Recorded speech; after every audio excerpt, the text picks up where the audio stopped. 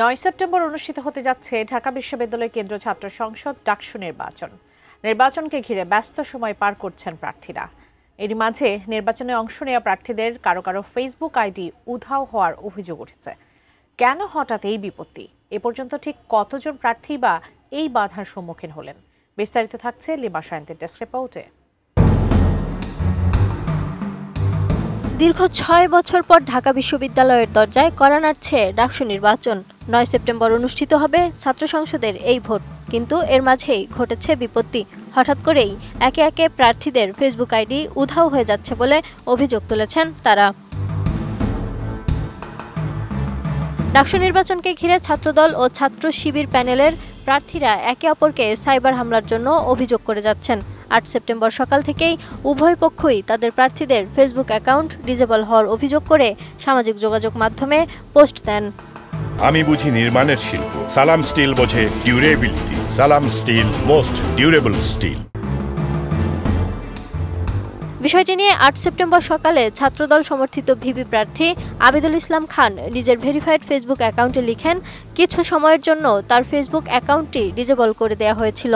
চারিদিকে ষড়যন্ত্রের জাল বিরাজমান বলেও ওই পোস্টে লিখেন তিনি। একইভাবে প্যানেলের জিএস প্রার্থী তানভীর বাড়ি হাবিম এবং এজিএস প্রার্থী তানভীর আল হাদি মায়েদের অ্যাকাউন্টও ডিসেবল হয় বলে অভিযোগ করেন তারা। শেখ তানভীর বাড়ি হামিমও নিজের ভেরিফাইড ফেসবুক অ্যাকাউন্টে এক পোস্টে এই তথ্যটি জানান। হামিমের ওই পোস্টে আরও উল্লেখ ছিল, বারবারই সাইবার অ্যাটাকের মাধ্যমে আইডি ডিসেবল করা হচ্ছে, আর এই সমস্যার জন্য সকল ঢাবি শিক্ষার্থীদের কাছে দোয়াও চান হামিম। অন্যদিকে ৮ সেপ্টেম্বর দুপুর থেকেই ফেসবুকে খুঁজে পাওয়া যাচ্ছে না শিবির সমর্থিত ভিপি প্রার্থী আবু সাদিক কায়েম ও জিএস প্রার্থী SM ফরাত সহ অনেক প্রার্থীর অ্যাকাউন্ট।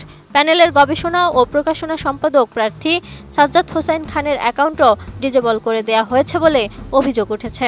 এর পাশাপাশি শিবিরের মহানগর সভাপতি রেজাউল করিম শাকিলের অ্যাকাউন্টও ডিসেবল করে দেওয়ার অভিযোগ তুলেছেন শিবির নেতারা।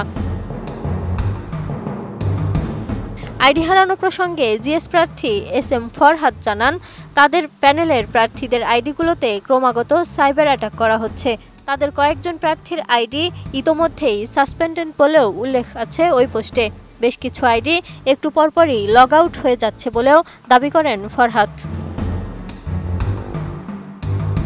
এবারের ডাকসু নির্বাচনে ৪৭১ জন প্রার্থী প্রতিদ্বন্দ্বিতা করছেন, যার মধ্যে নারী ৬৫ জন ও পুরুষ ৪০৯ জন।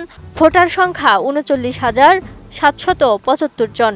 জাতীয়তাবাদী দল, ইসলামী ছাত্র শিবির, বামজোট, ইসলামী ছাত্র আন্দোলন, গণতান্ত্রিক ছাত্র সংসদ, ছাত্র অধিকার পরিষদের মতো রাজনৈতিক দলগুলোও নির্বাচনটিতে নিজেদের প্যানেল দিয়েছে। স্বতন্ত্র প্রার্থীর সংখ্যাও প্রায় কয়েক শতাধিক। Lima Sayanti, desk report, ATN news.